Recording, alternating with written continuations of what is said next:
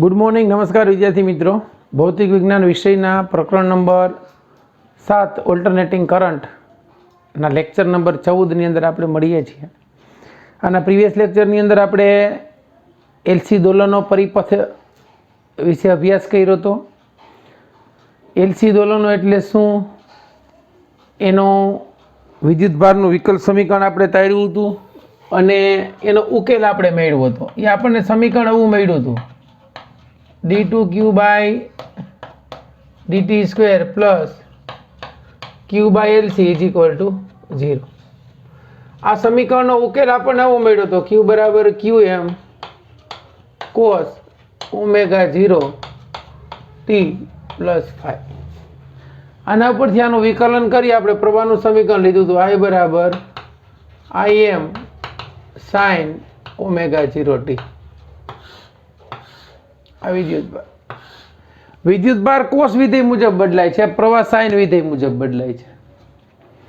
હવે માનો કે આપણે વિચારીએ કે ધ્યાન આપજો, અહીંયા આ કેપેસિટર છે અને આ ઇન્ડક્ટર છે। ધારો કે અત્યારે આની વચ્ચે કંઈ જોડેલું નથી, કેપેસિટર સંપૂર્ણ ચાર્જિંગની સ્થિતિમાં છે।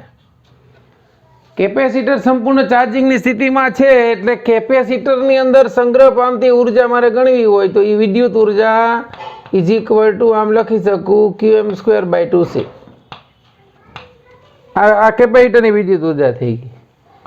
ઇન્ડક્ટરની વિદ્યુત ઉર્જા મારે ગણવી, ચુંબકીય ઉર્જા અત્યારે 0 હશે। કેમ ભાઈ? તો કે પ્રવાહ પસાર થતો નથી। આ શરૂઆતનો સમય, અત્યારે આ બેને જોડેલા નથી। હવે આ બેને જેવા જોડશું એટલે આ કેપેસિટર ડિસ્ચાર્જ થશે અને ઇન્ડક્ટરની અંદર વિદ્યુત પ્રવાહનું વહન થશે એટલે ઇન્ડક્ટરમાં ચુંબકીય ક્ષેત્ર ઉત્પન્ન થશે। બરાબર? ચુંબકીય ક્ષેત્ર ઇન્ડક્ટરમાં ઉત્પન્ન થાય, અહીંથી પ્રવાહ પસાર થયો I જેટલો। તો આ બીજી સિચ્યુએશન આવી, એની અંદર એવું બનશે કે અહીંયા યુ સ્થિતિ ઉર્જા યુ, કેપેસિટરની ચુંબકીય ઉર્જા 0 નથી એટલે વિદ્યુત ઉર્જા, અને ઇન્ડક્ટરની ચુંબકીય ઉર્જા 0 નથી। આ કંઈક છે ને આ કંઈક છે। હવે પ્રવાહ વહનનું શરૂ થયું એટલે આમાંથી પ્રવાહ પસાર થયો, ચુંબકીય ક્ષેત્ર ઉત્પન્ન થતું ગયું એટલે આમાં ચુંબકીય ઉર્જાનું સૂત્ર U બરાબર 1/2 Li²। આ ચુંબકીય ઉર્જાનું સૂત્ર છે એટલે ઇન્ડક્ટરમાંથી પ્રવાહ પસાર થાય એટલે એમાં ચુંબકીય ઉર્જા સંગ્રહ પામશે। હવે એના પછીની સિચ્યુએશન એવી વિચારો કે કેપેસિટર સંપૂર્ણપણે ડિસ્ચાર્જ થઈ ગયું। ધારો કે અહીંયા કેપેસિટર સંપૂર્ણપણે ડિસ્ચાર્જ થઈ ગયું અને ઇન્ડક્ટર સંપૂર્ણપણે ચાર્જ થઈ ગયું એટલે કેપેસિટર ડિસ્ચાર્જ થઈ ગયું એટલે અહીંથી પ્રવાહ મેક્સિમમ વયો ગયો એટલે અહીંયા શું થશે તો કે હવે આની વિદ્યુત ઉર્જા 0 થઈ જાય અને આની ચુંબકીય ઉર્જા 1/2 Li² થઈ ગયા। અમે તમને આગલા લેક્ચરમાં સમજાવ્યું હતું। બરાબર? અહીંયા જોડેલ નહોતા, અહીંયા જોડ્યા। હવે અહીંયા શું થઈ ગયું તો કાંઈ બધી ઉર્જા ઇન્ડક્ટર લઈ લીધી। હવે થશે શું તો કે હવે ઇન્ડક્ટર પાછી એની ચુંબકીય ઉર્જા ગુમાવશે, એની ચુંબકીય ઉર્જા ગુમાવશે અને કેપેસિટરને પાછું વિદ્યુત ભારિત કરશે આ કેસમાં। એટલે અહીંથી પ્રવાહનું વહન થાય, કેપેસિટર પાછું ચાર્જ થાય, ઇન્ડક્ટર થકી દોલનો કરશે। આ ઇન્ડક્ટરમાં જે ઉર્જા છે એ ગુમાવશે એટલે અહીંયા પાછું એવું કહી શકીએ આપણે કે વિદ્યુત ઉર્જા 0 નથી અને ચુંબકીય ઉર્જા 0 નથી। આ કેપેસિટર છે, ઇન્ડક્ટર છે, પ્લસ માઇનસ। બરાબર છે? હવે કેપેસિટરની પોલારિટી બદલાઈ જાય। બરાબર? ઇન્ડક્ટર હવે જે પેલા પ્રવાહ વહન થતો હતો એ પ્રવાહની દિશા જે હતી એની જગ્યાએ આની આ ધન પ્લેટ હતી અને પોલારિટી બદલાઈ ગઈ, આ ધન થઈ ગઈ ને આ ઋણ થઈ ગઈ। હવે કેપેસિટર ચાર્જ થાય, આપણે ત્રીજા ચેપ્ટરમાં ભણી ગયા છીએ, જે કોઈ ડિસ્ચાર્જ થતું હોય ત્યારે એમાં ધનમાંથી પ્રવાહ બહાર નીકળે અને ચાર્જ થાય ત્યારે ધનમાંથી પ્રવાહ અંદર જાય। ક્લિયર? તો આ કેપેસિટર જે છે એ ચાર્જ થાય છે। હવે એવી સિચ્યુએશન આવશે એક સમય ફરી પાછી કે અહીંયા કેપેસિટરની ઉર્જા પાછી મેક્સિમમ થઈ જાય અને ઇન્ડક્ટરની 0 થઈ જાય એટલે અહીંયા UE is equal two qm²/2c થઈ જાય એટલે પ્લસ અને અહીંયા માઇનસ અને UB ઇઝ ઇક્વલ ટુ 0 હશે। આ પાંચમી સ્થિતિ થઈ ઇન્ડક્ટર ને કેપેસિટરની। બરાબર છે? તો અહીંયા પ્રવાહ વિદ્યુતભારનું સમીકરણ આપણે જોયું હતું, મેં તમને કીધું q બરાબર qm, phi બરાબર 0 લઈ લ્યો તો q બરાબર qm cos omega 0 t અને I બરાબર im sin omega 0 t। તો ચુંબકીય ઉર્જાનું વિદ્યુત ઉર્જાનું સૂત્ર આપણને ખબર છે UE = Q²/2c છે અને ચુંબકીય ઉર્જાનું સૂત્ર 1/Li² છે, બરાબર ને? આ લાસ્ટ લેક્ચરમાં આપણે ચર્ચા કરી હતી કે એક ઉર્જા વધે તો બીજી ઘટશે, પણ કુલ તો આના જેટલી જ રહેશે, Q²/2c જેટલી. હવે આને યાંત્રિક ઉર્જા સાથે સરખાવી છે. તમને એમ કીધું છે કે કોઈ દ્રઢ આધાર સાથે સ્પ્રિંગ બાંધેલી છે, આ સ્પ્રિંગને બ્લોક વડે ખેંચેલી છે. આ પહેલી સ્થિતિ આની સાથે કન્સલ્ટ છે એમ. આ જે છે એ અત્યારે ખેંચેલી સ્થિતિમાં છે, એટલે મહત્તમ સ્થિતિ ઉર્જા સંગ્રહ પામી. જેમ કેપેસિટર સંપૂર્ણ ચાર્જ હતું ને એમ આમાં સંપૂર્ણપણે ઉર્જા સંગ્રહાયેલી છે. બીજી સિચ્યુએશનની અંદર સ્પ્રિંગની આથી થોડીક આ બાજુ આવે છે, હજી મૂળ સ્થાને નથી આવી, જે આપણે ભણી ગયા આગળના લેક્ચર, બરાબર 11મા ધોરણની અંદર જે ભણ્યા છીએ એ મુજબ હજી સ્થિતિ નથી આવી. અહીંયા શું થઈ ગયું? તો અહીંયા હવે સ્પ્રિંગની મૂળ સ્થિતિ આવી ગઈ. આ સ્પ્રિંગની મૂળ સ્થિતિ આવી ગઈ. તો મૂળ સ્થિતિમાં શું થઈ ગઈ? અહીંયા ઉર્જા બધી વપરાઈ ગઈ, સ્થિતિ ઉર્જા ટૂંકમાં બધી કન્વર્ટ થઈ ગઈ. સ્થિતિ ઉર્જા બધી વપરાઈ ગઈ. હવે શું થશે? તો અહીંયા તમને જો ત્યાં આપ્યું છે લખેલું કે આની સ્થિતિ ઉર્જા અહીંયા મેક્સિમમ છે, Q = 1/Ka², મેક્સિમમ ખેંચેલી છે, ત્યારે એની ગતિ ઉર્જા 0 છે. હવે આમ ગતિ કરે છે એટલે આની સ્થિતિ ઉર્જા 0 નથી, ગતિ ઉર્જા 0 નથી. હવે બ્લોક આ તરફ ગતિ કરશે, બરાબર? અહીંયા બ્લોક આમ જ આવશે. અહીં ક્યાંક મૂળ સ્થાન હતું, અહીં સુધી ખેંચ્યો, અહીં વચ્ચેના ભાગમાં આવ્યો, હવે આ પાછો મૂળ સ્થાને આવી ગયો. મૂળ સ્થાને આવી ગયો ને એટલે એની સ્થિતિ ઉર્જા 0 થઈ ગઈ અને એની ગતિ ઉર્જા મહત્તમ થાય 1/mv² જેટલી થાય. રેડી? હવે આ સ્થિતિમાં શું થશે? હજી બ્લોક અહીંથી વધારે અંદરની તરફ જશે થોડો. આ વધારે અંદરની તરફ જાય એટલે સ્થિતિ ઉર્જા ફરી પાછી 0 નથી અને ગતિ ઉર્જા 0 નથી. હવે મધ્યમાન સ્થાનથી બ્લોક હજી દબાઈ ગયો, હજી દબાય તો અહીંયા સુધી આવી ગયો માનો કે, તો અહીંયા શું થશે? તો અહીંયા એની સ્થિતિ ઉર્જા U = 1/2, ફરી પાછું વિરુદ્ધ દિશામાં સ્થાનાંતર થઈ ગયું અને અહીંયા એની ગતિ ઉર્જા ફરી પાછી કેવી થઈ ગઈ? 0 થઈ ગઈ. એટલે આમ જોવા જાવ તો જેનું અડધું દોલન જ પૂરું થયું. સ્પ્રિંગ જે છે એ મધ્યમાન સ્થાનેથી આમ ગઈ, ત્યાંથી પાછી અહીંયા આવી ગઈ, એવું થયું. એટલે અહીંયા ખેંચેલી હતી, અહીંયા આવી, પાછી આમ ગઈ, પાછી આમ ગઈ, મૂળ સ્થાને તો ગઈ જ નથી. 4 સ્થિતિ બતાવી. અહીં આ જે છે મધ્યમાન સ્થાન છે, એટલે આમ ગઈ, અહીંયા આવી, અહીંયા આવી. ક્લિયર થઈ ગયું? તો આ જે ઉર્જા જે છે એ યાંત્રિક ઉર્જા અને વિદ્યુત ઉર્જા કઈ રીતે મળતી આવે છે એનો કોન્સેપ્ટ તમને આમાં સમજાવવાનો પ્રયત્ન કર્યો છે.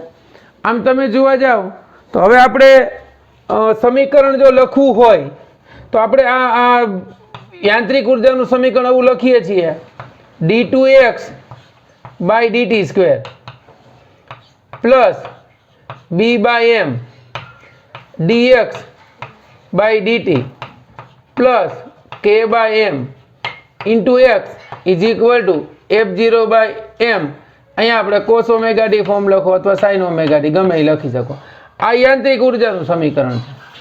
વિદ્યુત ઉર્જાનું સમીકરણ તમારે આવું જ લખવું હોય તો આપણે લખતા હતા d2q/dt², અહીંયા L આવતો હતો, પ્લસ પછી આપણે કેપેસિટર R માટે VIR લખતા હતા, તો R એના છેદમાં L into dq/dt plus q/LC = Vm cos ωt. બરાબર છે? આ છે બાળકો વિદ્યુત ભારનું વિકલ્પ. આ કેના માટે થયું? આ વિદ્યુત ઉર્જા માટેનું સમીકરણ છે. આ સમીકરણ જે છે ને એ યાંત્રિક ઉર્જા માટેનું છે. બરાબર સમજજો. તો હવે તમે આ બંને સમીકરણો ઉપરથી બંને સમીકરણની રાશિને વ્યવસ્થિત રીતે સરખાવી શકો છો કે કઈ રાશિને કેની સાથે આપણે સરખાવી શકીએ. જુઓ, એટલું તમે જોઈ લ્યો, પછી આપણે આગળ વધીએ. ઓકે વિદ્યાર્થી મિત્રો, આપણે યાંત્રિક રાશિ જોઈ d2x/dt² plus b/m dx/dt plus k/m into x = f0/m cos ωt. આ સમીકરણ નામ આપીએ A. આ સમીકરણ જે છે એ યાંત્રિક રાશિઓ દર્શાવે છે, અથવા તો કોઈ પણ કણ જે દોલનો કરે છે એનું સમીકરણ છે. હવે આપણે બીજું સમીકરણ લખશું, એ લખશું વિદ્યુત રાશિ માટેનું d2q/dt square plus r dq/dt by l plus q/lc is equal to vm ના છેદમાં l into cos omega t. આ સમીકરણ 2 બી આપો. આ જે છે એ વિદ્યુત રાશિ છે.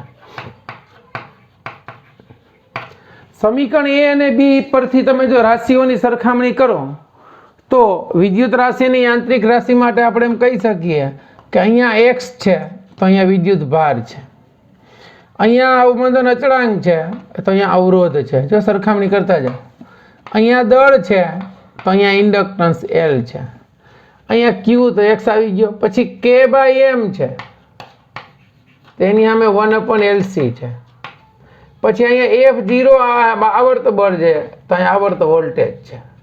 આ વિદ્યુત રાશિની યાંત્રિક રાશિની બંનેની સરખામણી થઈ ગઈ. યાંત્રિક રાશિ માટે આપણે ω0 યાદ કરો, √km લખતા હતા. પ્રણોદિત દોલનોની આવૃત્તિ, પ્રાકૃતિક દોલનોની આવૃત્તિ એવું આવતું હતું. તો અહીંયા આપણે આવું લખીએ છીએ ω0 1/√LC. આનો વર્ગ કરો એટલે આવી જાય, આનો વર્ગ કરો એટલે આવી જાય. મતલબ આ થઈ ગઈ તમારી યાંત્રિક રાશિ અને વિદ્યુત રાશિની સરખામણી. બરાબર કે આ અને સમતુલ્ય છે. તો હવે આપણે ઓલું કેમ લખતા હતા 11મા ધોરણની અંદર યાદ કરો, જો કોઈ પણ યાંત્રિક ઉર્જા હોય તેની ગતિ ઉર્જા આમ લખીએ છીએ, એની આમે આ જે છે એ તમારી લિનિયર મોશન થઈ ગઈ, રેખીય ગતિ ઉર્જા. પણ એની આમે અમારે ચાક ગતિય ઉર્જા લખવી હોય તો શું લખતા હતા? 1/2.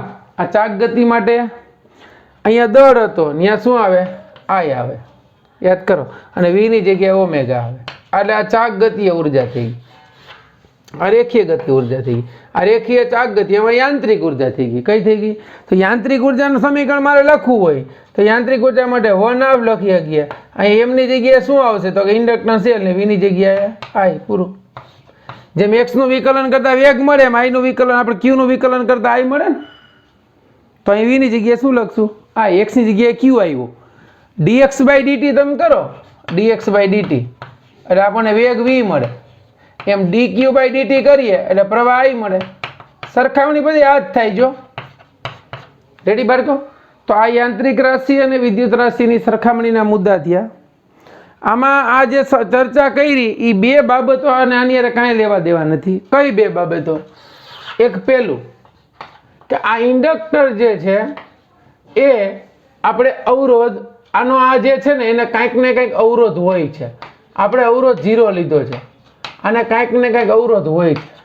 અને અવરોધ હોય ને એટલે એને કારણે જે દોલનો થતા હોય ને એમાં અવમંદનની અસર થાય. એટલે અવમંદનની અસર થાય તો શું થાય? દોલનો ધીમા પડે, ધીમા પડી અને એક સમય એવો દોલનો કેવા થઈ જાય?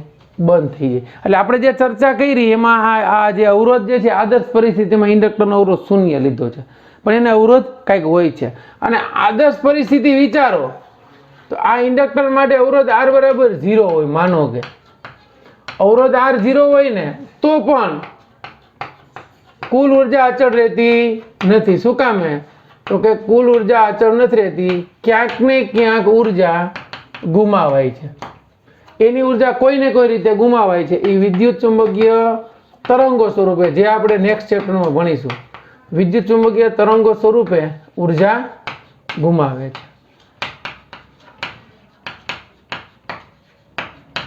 રેડી બાળકો? તો આ LC દોલનોની વાત અહીંયા પૂરી થઈ. આનો એક દાખલો છે એ આપણે ગણીએ. ચાલો તમે એટલું જોઈ લ્યો.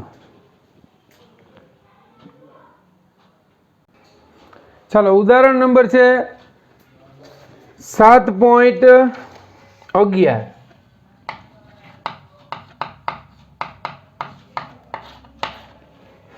એમાં આપણને કહ્યું છે કે LC પરિપથમાં મુક્ત દોલનમાં કેપેસિટર અને ઇન્ડક્ટરમાં કોઈ પણ સમયે સંગ્રહિત ઉર્જાનો સરવાળો અચળ હોય છે. એમ કીધું LC પરિપથમાં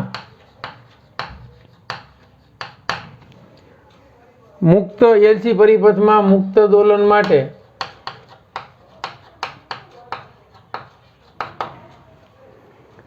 કેપેસિટર અને ઇન્ડક્ટરનો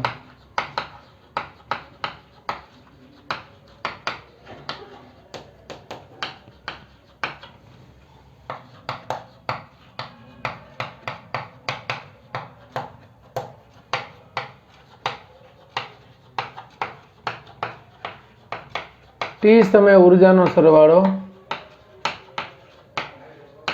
અચળ હોય છે, આપણને એવું કીધું છે, બરાબર. તો એ આપણે સાબિત કરી દેવાનું છે કે કોઈ પણ સમયે સંગ્રહિત ઉર્જાનો સરવાળો અચળ હોય છે, કોઈ પણ ટી સમયે. ચાલો, ધારો કે ટી સમયે કેપેસિટર પરનો અથવા તો ટી બરાબર 0 સમયે કેપેસિટર પરનો વિદ્યુત ભાર Q0 છે.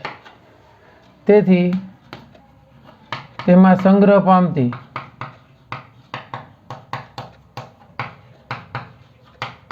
કુલ ઉર્જા U is equal to Q02/2C થાય. તથા ટી બરાબર 0 સમયે પ્રવાહ પસાર નથી થતો, I બરાબર 0. તેથી આ તમે UE ગયો તો ત્યારે UB કેટલી હશે? બરાબર 0. તેથી કુલ ઉર્જા કેટલી થશે? કેપેસિટરની ઉર્જા જેટલી. તેથી કુલ ઉર્જા ઇઝ ઇક્વલ ટુ Q0/2C થાય. એટલી કોઈ પણ સમય એટલી ઉર્જા હશે એવું આપણે સાબિત કરી દેવાનું છે. હવે ટી બરાબર ટી સમયે ધ્યાન આપજો, વિદ્યુત ભાર Q of T is equal two આપણે સમીકરણ લખી ગયા એનું Q0 cos ઓમેગા T, અને પ્રવાહ એ લખી ગયા IT is equal two Q0 omega sin omega T. અહીં ઋણની સાઈન લખી તમે લખી શકો, એટલું છે. તેથી ટી સમયે કેપેસિટરમાં સંગ્રહ પામતી ઉર્જા મારે લખવી હોય, કેપેસિટરમાં સંગ્રહિત ઉર્જા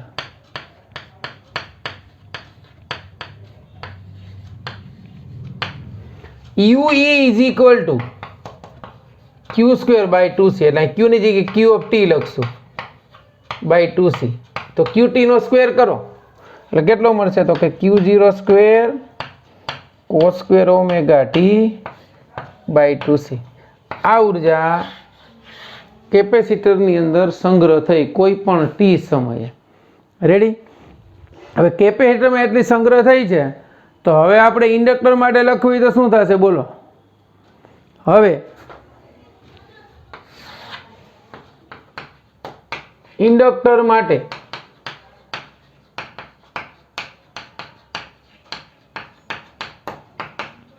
કોઈ પણ ટી સમયે સંગ્રહિત ઉર્જા UB is equal to 1/2 Li². અહીં I of T લખશું.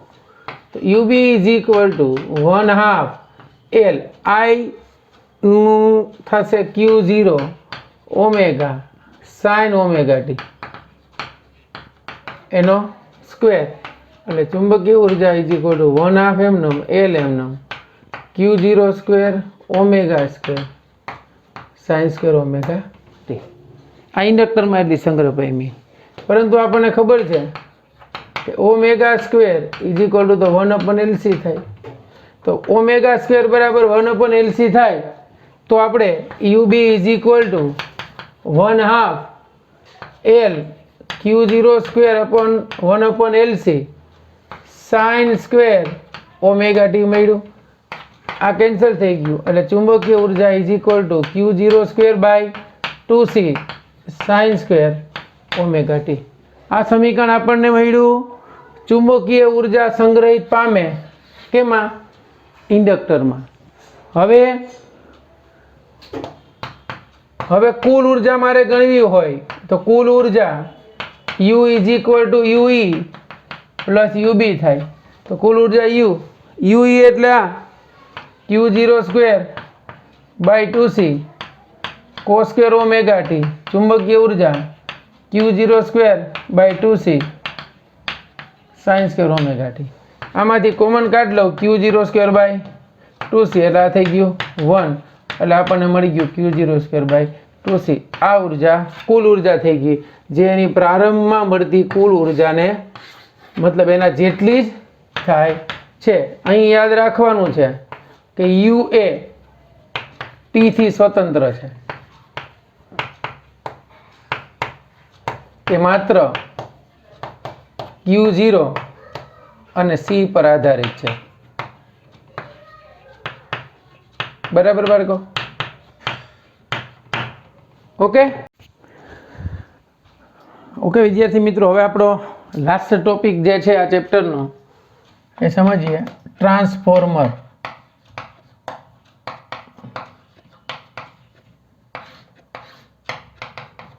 ટ્રાન્સફોર્મર એટલે શું? ટ્રાન્સફોર્મરની જરૂરિયાત શું? આમ તો નામ ઉપરથી એવું ખબર પડે કે કંઈક ટ્રાન્સફર કરતું હોય છે.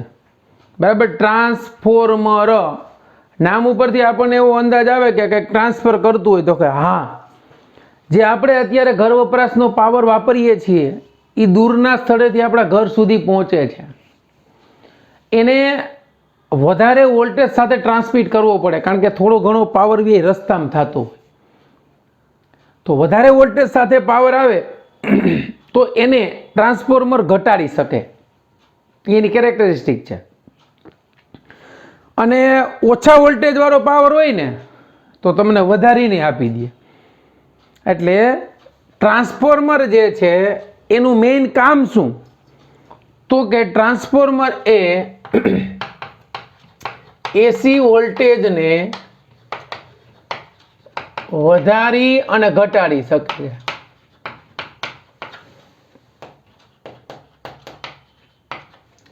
આ એસી વોલ્ટેજનો જે સિદ્ધાંત છે એ અન્યોન્ય પ્રેરણા સિદ્ધાંત ઉપર કામ કરે છે. અન્યોન્ય પ્રેરણા સિદ્ધાંત ઉપર કામ કરે છે. અન્યોન્ય પ્રેરણા સિદ્ધાંત ઉપર કામ, અથવા તો વિદ્યુત ચુંબકીય પ્રેરણ કયો તો હાલે, અન્યોન્ય પ્રેરણા સિદ્ધાંત પર કાર્ય કરે છે.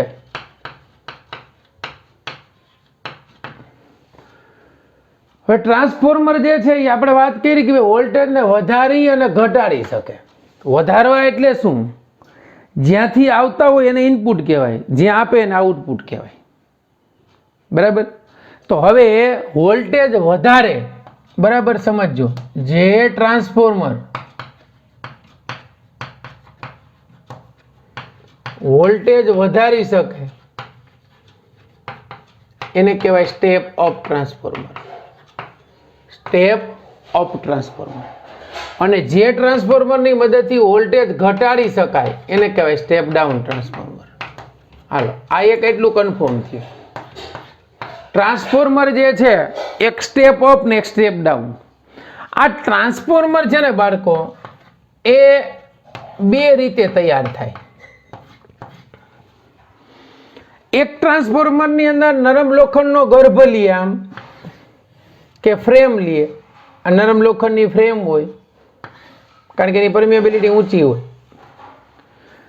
એમાં એક ગૂંચળું અહીંયા વીંટી દે, એક ગૂંચળું આ બાજુ વીંટી દે. બે ગૂંચળા, આને પ્રાઇમરી ગૂંચળું કહી દે, આને સેકન્ડરી ગૂંચળું કહી દે.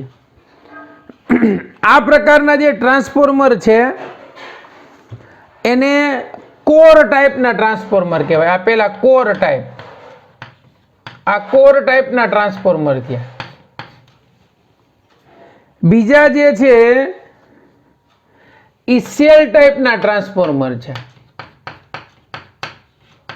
સેલ ટાઈપના ટ્રાન્સફોર્મરમાં શું હોય? તો નરમ લોખંડનો ગર્ભ જ હોય આમ, પણ એમાં અહીંયા વીંટાળેલા હોય ગૂંચળા.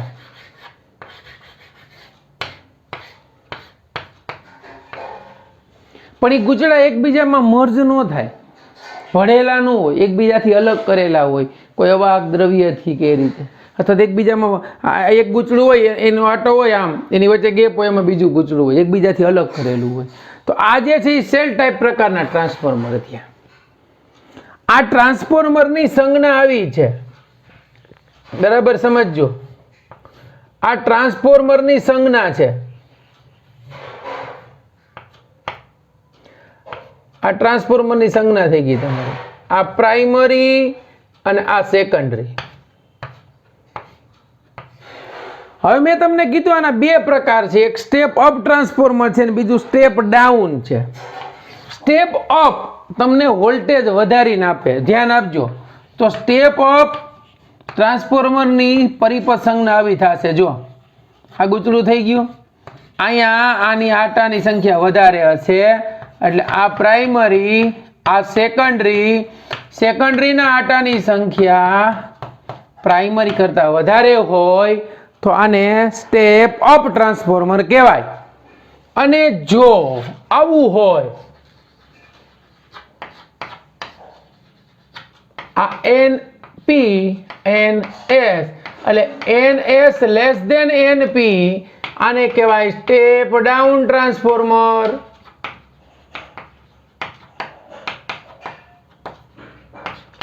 હવે ટ્રાન્સફોર્મર છે બાળકો અન્યોન્ય પ્રેરણા સિદ્ધાંત ઉપર કામ કરે.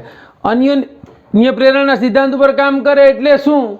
તો કે એકમાંથી પ્રવાહ પસાર થાય ત્યારે ઈ પ્રવાહને કારણે બીજા ગૂંચળામાં ચુંબકીય ફ્લક્સ ઉત્પન્ન થાય અને એમાં પ્રેરિત EMF મળે અને એની ક્ષેત્રરેખાઓમાં સંકળાય. બરાબર. તો અહીંયા પ્રયોગો એવું સૂચવે છે અથવા તો આપણને ખબર છે કે અહીંયા પ્રાઇમરી ગૂંચળામાં ઉત્પન્ન થતું ફ્લક્સ એ એના આટાની સંખ્યાના સમપ્રમાણમાં અને સેકન્ડરી સાથે સંકળાયેલું ફ્લક્સ એ સેકન્ડરીના આટાની સંખ્યાના સમપ્રમાણમાં હોય.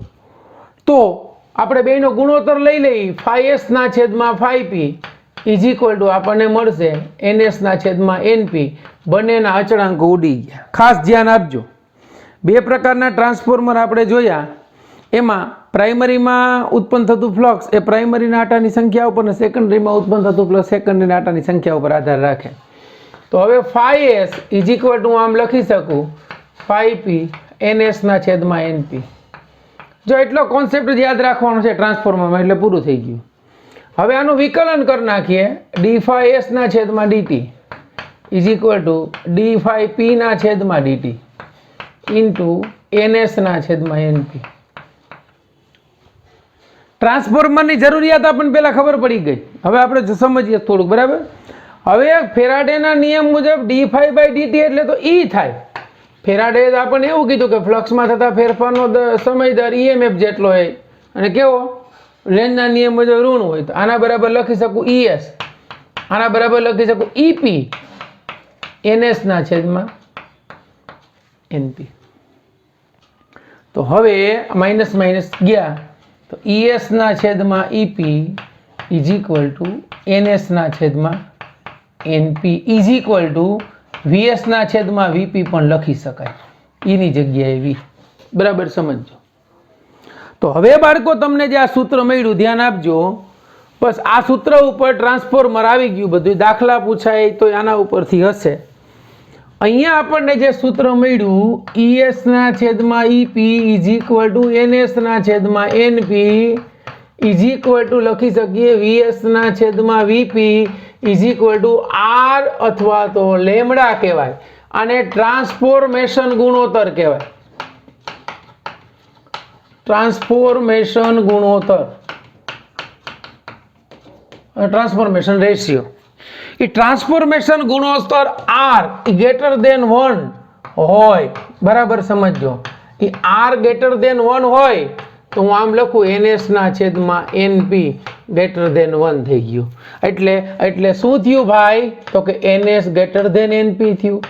NS ગ્રેટર ધેન NP એટલે તો કે જો સેકન્ડરીના આટાની સંખ્યા વધારે હોય એટલે NS ની, તો આ ટ્રાન્સફોર્મરને તો સ્ટેપ અપ ટ્રાન્સફોર્મર કહેવાય.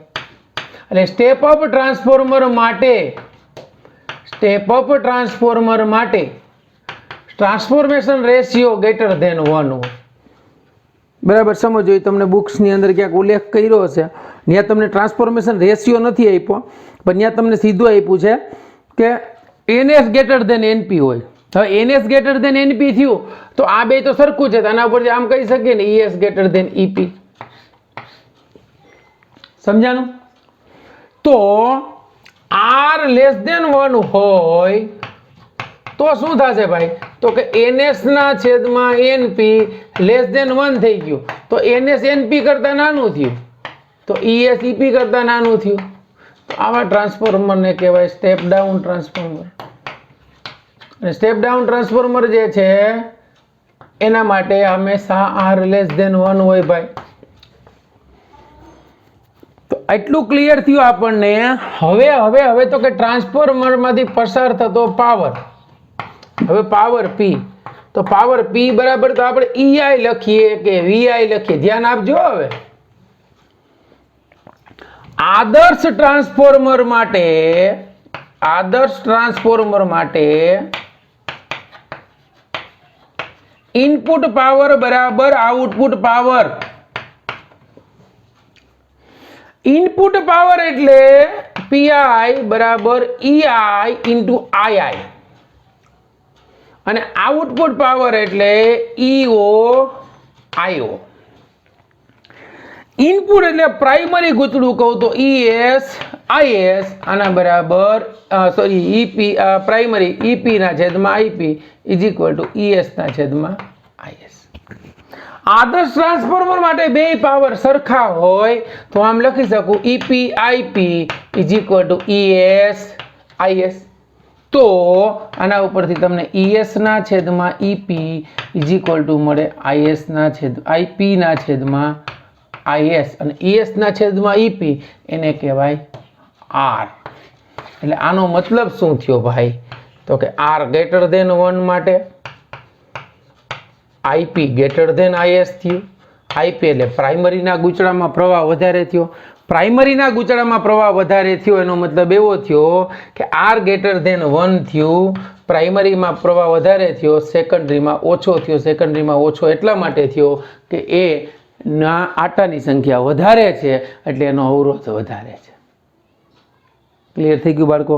એટલે આ જે તમને સમજાયું એના ઉપરથી લાસ્ટ સૂત્ર આપણે એવું લખી શકીએ કે NS ના છેદમાં NP, આ એક જ યાદ રાખવાનું, ઇઝ ઇક્વલ ટુ ES ના છેદમાં EP is equal two IP ના છેદમાં IS, bus is equal two R. જો અહીંયા R 1 કરતા મોટો તો સ્ટેપ અપ ટ્રાન્સફોર્મર, R 1 કરતા નાનો તો સ્ટેપ ડાઉન ટ્રાન્સફોર્મર. ક્લિયર થઈ ગયું બાળકો? તો આ જે છે એ ટ્રાન્સફોર્મરની વાર્તા અહીંયા પૂરી થઈ ગઈ. તમને જે આપ્યું છે એમાં બીજા ટ્રાન્સફોર્મરમાં ઉર્જાનો વ્યય કેટલી રીતે થાય છે એ 4 બાબતો છે. એમાં પહેલું આપ્યું છે ફ્લક્સ લીકેજ. બરાબર છે? પેલું ફ્લક્સ લીકેજ છે. ફ્લક્સ લીકેજ થવું એટલે શું? તો કે પ્રાઇમરીમાં પ્રવાહ પસાર થાય, સેકન્ડરીમાં ફ્લક્સ ઉત્પન્ન થયું. સેકન્ડરીમાં પ્રવાહ પસાર થાય તો પ્રાઇમરીમાં ફ્લક્સ ઉત્પન્ન થયું. તો ફ્લક્સ લીકેજ એટલે શું? તો કે ગર્ભની નબળી ડિઝાઇન અને ગર્ભમાં હવાના ગેપના કારણે પ્રાઇમરી સાથે સંકળાયેલું બધું ફ્લક્સ જે છે એ સેકન્ડરી કોઇલમાંથી પસાર થતું નથી. એટલે આ એક ઉર્જાનો વ્યય જે છે એક ફ્લક્સ લીકેજ દ્વારા થાય. એને કારણે થોડું ઘણું ફ્લક્સ જે છે એ વ્યય પામે છે. બરાબર? ચાલો, એટલે એ કઈ રીતે આપણે અસર જે છે ઘટાડવી હોય તો પ્રાઇમરી અને સેકન્ડરીના ગૂંચળાને હરખા સેટઅપ કરીએ જેથી કરીને ઓનેમાં ઉત્પન્ન થતું ફ્લક્સ પૂરેપૂરું બીજા સાથે સંકળાય. બીજું વાઇન્ડિંગનો અવરોધ. જે વાઇન્ડિંગ છે એનો અવરોધ.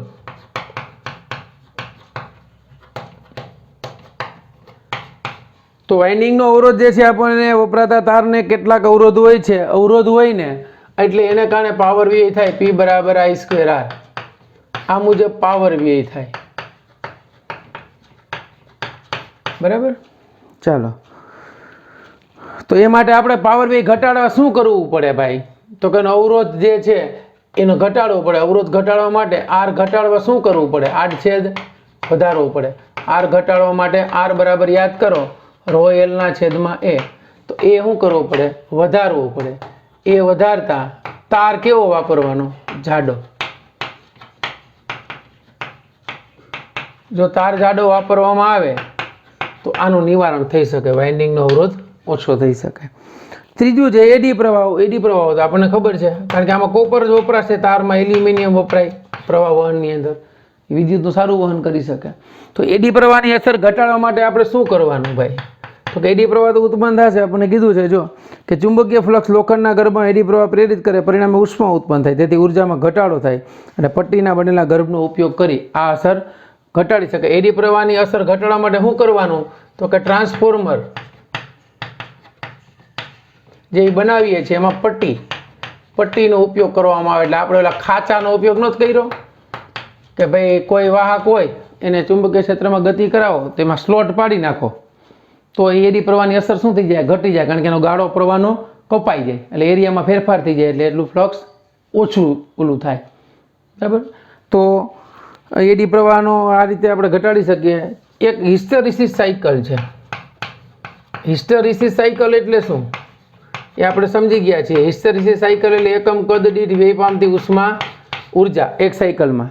તો હિસ્ટેરિસિસ સાયકલની અંદર શું કરવાનું? તો કે એવું મટીરિયલ પસંદ કરવાનું કે જેની હિસ્ટેરિસિસ સાયકલ જે છે, આ હિસ્ટેરિસિસ સાયકલ એ સાંકડી હોય, જેથી કરીને એકમ કદમાં વ્યય પામતી ઉષ્મા ઉર્જા ઓછી હોય. બરાબર? આ તારમાં એવા દ્રવ્યોનો ઉપયોગ કરવાનો કે જેની હિસ્ટેરિસિસ સાયકલ સાંકડી હોય. ઓકે બાળકો, ચાલો. તો એસી વોલ્ટેજ પર ટ્રાન્સફોર્મર કાર્ય કરે છે, તેથી દરેક ચક્ર દરમિયાન કોરની લંબાઈમાં વધારો અને ઘટાડો થાય છે. પરિણામે ટ્રાન્સફોર્મર ગણગણાટ જેવો અવાજ ઉત્પન્ન કરે છે. તેથી થોડીક વિદ્યુત ઉર્જા જે છે, એક પાંચમું આપણને આપ્યું છે અહીંયા, એની વિદ્યુત ઉર્જા ધ્વનિ ઉર્જામાં રૂપાંતરિત થાય. બરાબર? આ જે છે એ ટ્રાન્સફોર્મર યુટિલાઇઝ થાય ત્યારે એટલા પ્રોબ્લેમ રહે: ફ્લક્સ લિકેજનો, વાઇન્ડિંગ અવરોધ, એડી પ્રવાહ, હિસ્ટેરિસિસ સાયકલ અને વિદ્યુત ઉર્જાનું ધ્વનિ ઉર્જામાં રૂપાંતરણ થાય. ઘણીવાર તમે જુઓ તો ટીસી આપણે જે કઈ સબસ્ટેશન નીકળતા ત્યારે ગાજતું હોય છે. બરાબર? તો એક ઉર્જાનું બીજી ઉર્જામાં રૂપાંતરણ થાય, તો ત્યાં થોડી ઘણી ઉર્જા શું કરે છે? એની વ્યય પામે છે. ઓકે, ચાલો. બસ બાકી આપણે હવે ટ્રાન્સફોર્મર જે છે એના લાંબા અંતરો સુધી વિદ્યુત પાવર પહોંચાડવા ટ્રાન્સફોર્મરનો ઉપયોગ આપણને ખબર છે. પછી ટ્રાન્સફોર્મરના અગત્યના ઉપયોગમાં રેડિયો, ટેલિફોન, રિસીવર, લાઉડસ્પીકરમાં નાના ટ્રાન્સફોર્મરનો ઉપયોગ થાય છે. TV, refrigerator, air conditioner, computer વગેરેમાં વોલ્ટેજ રેગ્યુલેટરમાં ટ્રાન્સફોર્મરનો ઉપયોગ થાય. પાવર સપ્લાયને સ્ટેબિલાઇઝ કરવા માટે, વિદ્યુત વેલ્ડિંગ માટે મોટો વિદ્યુત પ્રવાહ મેળવવા સ્ટેપ ડાઉન ટ્રાન્સફોર્મરનો ઉપયોગ થાય છે. ભઠ્ઠીની અંદર ધાતુને ઓગાળવા સ્ટેપ ડાઉન ટ્રાન્સફોર્મરનો ઉપયોગ થાય છે. એક્સરેનું ઉત્પાદન કરવા માટે સ્ટેપ અપ ટ્રાન્સફોર્મરનો ઉપયોગ થાય છે. અને પાવર સ્ટેશનમાં ઉત્પન્ન થતી વિદ્યુત ઉર્જાને ગ્રાહકો સુધી પહોંચાડવા માટે આપણે ટ્રાન્સફોર્મરનો ઉપયોગ જે છે એ કરીએ છીએ. ઓકે બાળકો, તો અહીંયા આપણું જે ચેપ્ટર જે છે એ પૂર્ણ થાય છે. આ ચેપ્ટરની અંદર તમને જે એમ દાખલાઓ પૂછાય છે એ ઘણી વખત પૂછે છે કે જો આદર્શ ટ્રાન્સફોર્મર હોય તો આદર્શ ટ્રાન્સફોર્મર માટે યાદ રાખજો, આદર્શ ટ્રાન્સફોર્મર માટે ઇનપુટ પાવર બરાબર આઉટપુટ પાવર થાય, એટલે EPIP બરાબર ESIS થાય ઓલવેઝ. પણ જો આદર્શ ટ્રાન્સફોર્મર ન હોય તો વ્યવહારમાં ટ્રાન્સફોર્મરની અંદર યાદ રાખજો હંમેશા કે આઉટપુટ પાવર હંમેશા less than of input power. આ જે છે એ વ્યવહારિક ટ્રાન્સફોર્મર માટે, વ્યવહારમાં વપરાતા ટ્રાન્સફોર્મર માટે હંમેશા આઉટપુટ પાવર ઇનપુટ પાવર કરતાં ઓછો જ હશે. ક્લિયર બાળકો? દાખલા પૂછે તો આ કિંમતો મૂકી દેવાની, કારણ કે આ સૂત્ર મેં તમને કીધું છે ES/EP is equal two NS/NP is equal two IP/IS થાય છે. ગમે એને સૂત્રનો કરતા બનાવી એક વેલ્યુ આપી તો બીજી વેલ્યુ મેળવી શકો છો. ઓકે બાળકો, તો અહીંયા આપણે આ ચેપ્ટર 8 પૂર્ણ કરીએ છીએ. Chapter number 7 end. બરાબર છે? ચાલો, આ લેક્ચર અહીં સુધી રાખીએ. Best of luck. Okay, next લેક્ચરની અંદર આપણે ચેપ્ટર નંબર 8 શરૂ કરશું, વિદ્યુત ચુંબકીય તરંગો. એ પૂરું થાય પછી 9મું છે રે ઓપ્ટિક્સ, કિરણ પ્રકાશ શાસ્ત્ર અને પ્રકાશીય ઉપકરણો. ચાલો, બેસ્ટ ઓફ